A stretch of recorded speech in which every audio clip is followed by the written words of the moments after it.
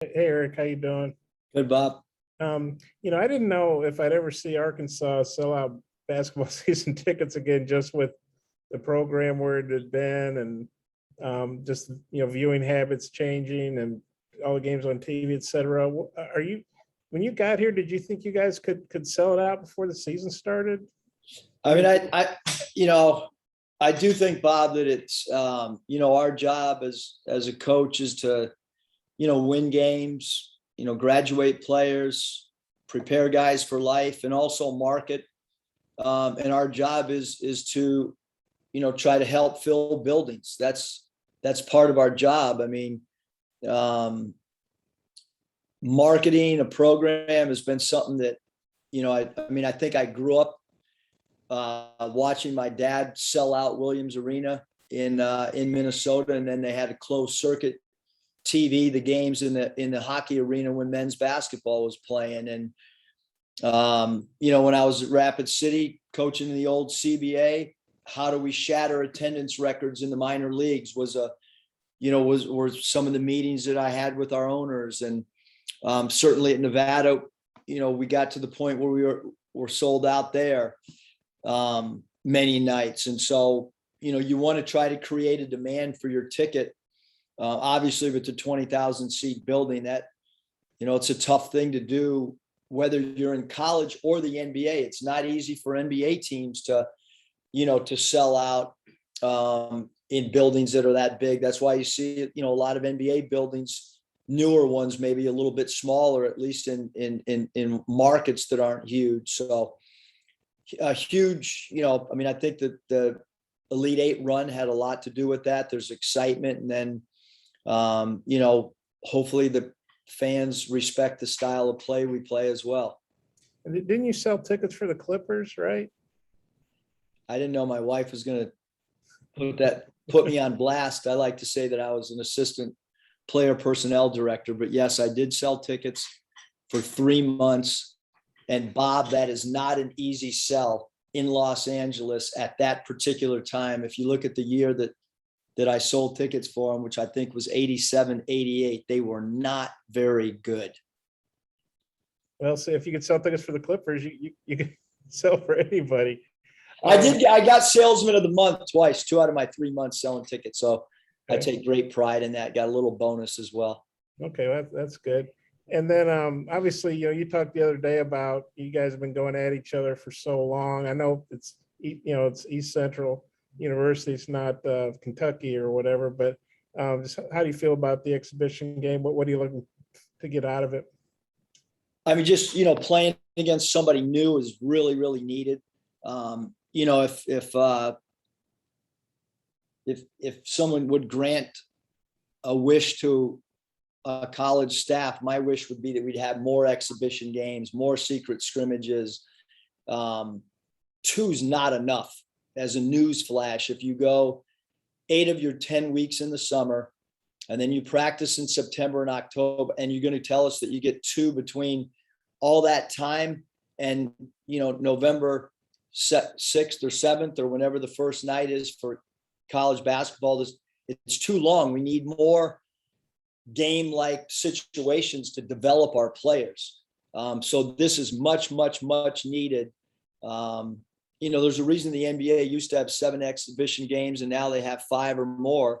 It's because you need to, in order to develop your players, you've got to be in game-like situations with real refs and not behind closed doors playing against yourself every day. So much, much needed.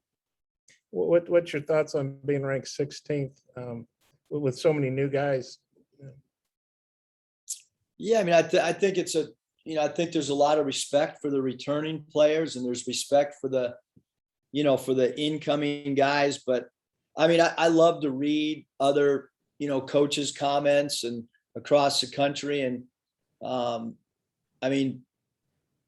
quite frankly, I'm not so sure how anybody's not going to finish in last place when I read all the quotes about how great everybody is. So I'm the exact opposite. My staff's blasting me every day because I see 102 holes in our team. And I'm reading all these quotes and highlighting all the articles from around the league and other teams that we're playing this year. And I mean, hopefully we can win a game at some point this season based on how optimistic everybody is. Okay, well, I got a couple more, but I'll turn it back to Mike. Thanks, Eric. Thanks, Bob.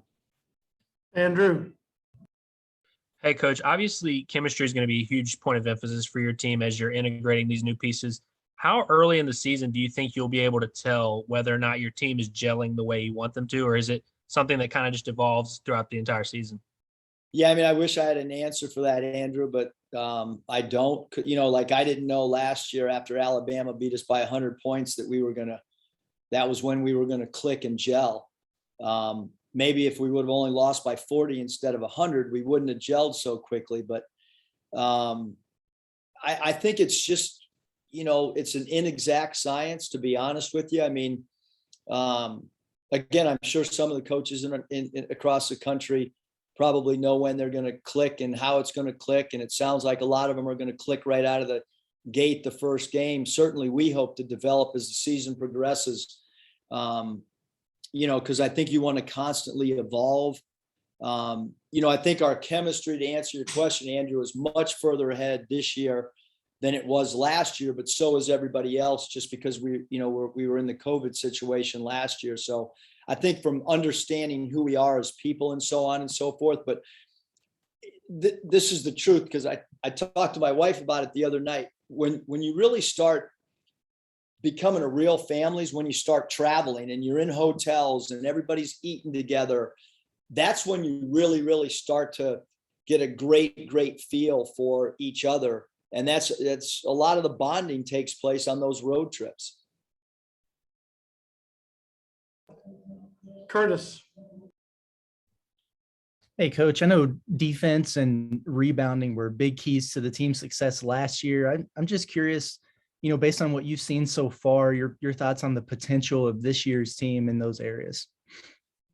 I mean, I think we should be a better defensive team with our length, but right now we're way behind defensively. We haven't bought into guarding the 3-point line like I would like. We haven't bought into guarding guys individually like we liked. Some of the new players, I actually had a conversation this morning with a DC Tony, and he said, Coach, all this off-ball defensive terminology and your expectations for us to be at the nail and at the bottom of the eye, all those things I've never done. He's used to just trying to guard his guy and not understanding that, you know, when you're not on the ball, those 4 players have to be attached with the on-ball defender. All 5 guys are attached to a string, and how when one guy moves, the other 4 guys have to move. So I think we're behind right now, Curtis, defensively from where I would like to be in a lot of different areas. We're not a very good take a charge team. We're not a very good shot blocking team. If you don't block shots, you better take charges. Well, we haven't exhibited that in practice yet. We don't guard off the dribble drive as well as we're going to need to, and we don't guard the 3-point line. So, and we're not very good in transition defense. So I don't know what we've done good so far defensively, other than we got a lot of really good looking drills that look good at, you know, on paper, but I don't know if we've proven defensively much at all, Curtis. So a lot of growth there. What was the other? Rebounding. Oh yeah. I think we'll be better rebounding. We are a better shooting team. And usually when you're a better shooting team, you take a hit at the other end. And when you're a good defensive team, you're probably not a great offensive team. It's just kind of, you look back historically, whether it's an NBA, AAU team, high school team, college team, when you're really good defensively, a lot of times, you know, you might not be great offensively. It's hard to get both sides of the ball. But we'll get better as we progress for sure. I think it probably just answered my next question to a degree, but obviously with these exhibitions, there's a lot of focus on you and what you need to work on as a team. But I also know that you're really detail oriented and in depth with scouting reports, game planning, and things like that. Do you introduce any of that stuff in these scrimmages and exhibitions? And I mean, is it too early to do that now, or are you going for it? No, I think that's a great question. So what we'll do for the game Sunday is it'll be all Arkansas. I mean, I'm only concerned with how do we get ourselves ready for opening night? That's what I'm thinking about today. That's what we're going to do on Saturday. That's what we'll do on our shoot around game day practice on Sunday. I'm not going to have a light practice on Sunday because we play. It's how are we getting better? We still got these 2 exhibition games, and we have 12 days between the North Texas game and the first game. So how do we get ourselves ready for what really counts? But we will go into in-depth scouting report when we play North Texas. We have a little bit more film that we can go off, and I think that'll start our players understanding, what they're going to be dealing with going into our regular season game against Mercer. Scotty. Hey, Coach, just outside of being able to, dunk the ball with, I guess, relative ease, what do you view as some of the best things that Connor brings to the floor offensively when he's operating inside the arc, and how does that help you? Yeah, I think Scotty, obviously we talked last time about being a dynamic roller and how we didn't want him to rely so much on pick and pops, but our offense, he's a really good passer. Connor is. He's got really good court vision. He understands offensive spacing as far as our offensive sets and where to go. And he actually kind of a traffic cop at times where he can dictate to other players that might not know the plays as well. So he's a cerebral guy. I think the passing, the dribble handoffs, understanding where to space out, and then how do we get him to play a little bit more inside the 3-point arc or some of the themes and stuff that we've talked about up to this point. You can obviously tell me to slow my roll if you'd like, but what is like the next step for Jalen in terms of potentially, maybe becoming a cornerstone type guy for you? Because I think it's pretty clear he's got the talent and the leadership qualities. Yeah, I think Scotty, it's he's got a bigger role offensively. I think people could kind of see that in the red and white game.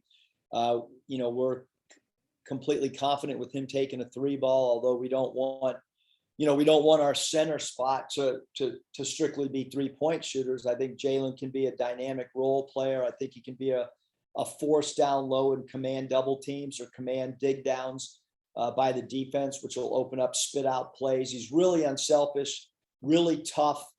Right now is one of the first guys to the floor for a loose ball. He's also a guy that's willing to take charges. He's one of the very, very, very few players on our team right now willing to take a charge. Alexander. I don't have anything. Thank you. Jerry, you have anything for Coach? Coach, one question. There's obviously a lot of accomplishments from coaches in the SEC. I'm wondering what's the likelihood of winning a game by out-coaching the other guy? Or is it the coaching so good that that's not realistic? I hope it's realistic because we're getting paid to try to, I hope we're not just getting paid to out recruit people. But I think it's a great question, Jerry. I mean, I can tell you that in my first SEC head coaches meeting, while it was going on, I texted my wife and said, Danielle, somebody in this room is going to finish in last place, and whoever it is a really doggone good coach. So I do think that, I do think that our league right now, and I said it the other day, Jerry, because I got friends that, I got a lot of friends that I'm really close with that live in California. They don't know all the SEC football coaches. My buddies in San Diego, they know who all the SEC basketball coaches are. I don't know, how long that's been since that's been a comment that you could actually say. We all know how great the SEC football is, but I think our SEC basketball is underrated. Not just from a coaching perspective, but I think the talent, the number of players that are getting drafted, all those things. I don't think that SEC basketball takes a back seat to any sport at all, to be quite honest with you, because I love to study and watch other sports. And, I mean, you just look at the accomplishments of the coaches in our league. But then having said that, I mean, there's certain coaches you coach against and you feel their impact in games, and there's other ones that maybe not as much. So I think that's same thing in the NBA. I mean, I could take my time in the NBA and I could just rank them 1 through 30. I could rank which guys were great and late. Like never wanted to coach against Hubie Brown in a late game situation. I told our staff in Golden State, if we're not ahead by 7 points or more in the last 2 minutes against Memphis, we're not beating Hubie Brown. I can promise you that. And if your teams didn't execute against Pat Riley, you weren't winning the game because his teams executed so well. If you're not good in after timeout plays against Jeff Van Gundy, you're going to get your butt kicked. And I mean, obviously, we're competing against each other, so I'm not going to give that strong of opinion about, the coaching in our league. But certainly, like in anything in life, there's guys that are ahead of other guys, coaching wise. Just as a follow, what made Hubie Brown such a good coach in those last 3-4 minutes of games? I think execution, understanding which players he wanted to get the ball to, decoy plays, some actions that you hadn't seen throughout the first 38 minutes of a game, Jerry. I would say those are some of the things. And then, no different in football. I mean, the one thing you don't want to do in football is you don't want to beat yourself. And that's the same thing in basketball. You don't want to beat yourself in the last 2 minutes of a close game. It's easier said than done, but some people have a knack for getting teams to really execute, in late game situations. Thank you. Bob, you got a follow-up? Yeah, Eric, I was wondering if you know who you're starting on Sunday. Wow. We're going to start Devo, JD, DC, Tony, Stanley, and Jalen Williams. Okay, now JD's obviously the 6th man of the year. So does this mean you're thinking about starting him this year? Bob, I can only answer part of your question. You asked me who was starting on Okay. Sunday. This is only because you guys have treated me so awesome. I've never told anybody who we're starting this early, but out of incredible respect for this group, we told you who we're starting, but I don't know what'll happen after that, Bob. Actually, I shouldn't even, if there's any way I could retract that starting lineup, because I have no idea what's going to happen in practice today or what goes on in injury. So I will say, as of today, that's who we would start if we were playing today. Things can change. Things can change between now and Sunday. That's a projected starting lineup. There, thank you, Bob. Good Okay. work. And then do you rotate guys in like you would in a normal game, or do you sub 5 for 5? Or how do you plan to handle the rotation and stuff? I mean, the game will dictate. I guess if we get off to a bad start, we could go with the hockey line change pretty quick and go 5 for 5. I used to do that in the old CBA, but only when we got behind real quick and played bad as a group. Hopefully we have a normal rotation where we come in with the 6th man, the 7th man, the 8th man, and probably stop right at a 9-man rotation, at least through the first 7 or 8 minutes. And then Max Pendry, I honestly don't remember him from a couple of years ago, but this game get put together because of your all's relationship, or what do you think of Max? Yeah, no, for sure. I mean, Max, was at Ashland College, which is where my father got his first start. Actually got his name through Gary Urchek, who was the first player that my dad ever recruited at Ashland. And Gary knew Max. He came here. He did an incredible job for us. He did such a good job that when Coach Crutch left and went to be the head coach there, he brought Max with him because he had great respect for Max. And then when Crutch went to Oregon, administration gave the job to Max. So, but for sure, if he was not the coach there, we would not be playing this game. I think it's a really, really, really cool story to have a former GA 48 months later, whatever, now as a head coach. in college is really, really cool. And that's what we want. We want opportunities for all the guys that work here to be able to elevate their career and move on to bigger and better things. And certainly for Max to be a head coach is really, really special. And one more, Stanley was saying after the game the other day that Jalen just talks constantly, really has a motor going, I guess. And just wondering, is there anything in particular that, I know you like vocal guys, is there anything in particular Jalen hits on, or just what do you think about, still a relatively young player, being that vocal with everybody? Yeah, I mean, we need his voice. I mean, he and Devo probably talk as much as any two guys on the team. And with so many new players, we need our returning guys to be very, very vocal.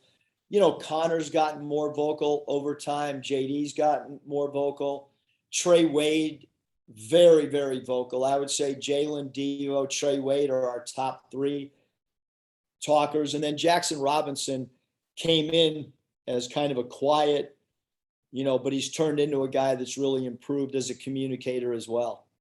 I guess it was actually you that said that the other day, but anyway. So you got me and Stanley confused? Well, no, I think we asked Stanley about what you said, and he said, man, Jalen's always talking. So that's what was in my head, So anyway. Okay, thanks, Eric. Thanks, Matt. Curtis, you got a follow-up? Yeah, Coach, you mentioned Trey Wade. I saw him getting a pregame workout before the red-white game. Just curious if there was any progress updates on him and maybe what you were seeing out of him prior to his injury. Yeah, I mean, with Trey, I think Curtis will probably see tomorrow where he'll be able to go about 30 minutes non-contact. But, we're still looking at like opening night, is what we're hoping for Trey and for Kamani. Neither one will play this weekend. Thanks. Oh, there are tickets available for the game Sunday. There's a small allotment because obviously the students are on fall break. So there are going to be tickets for sale.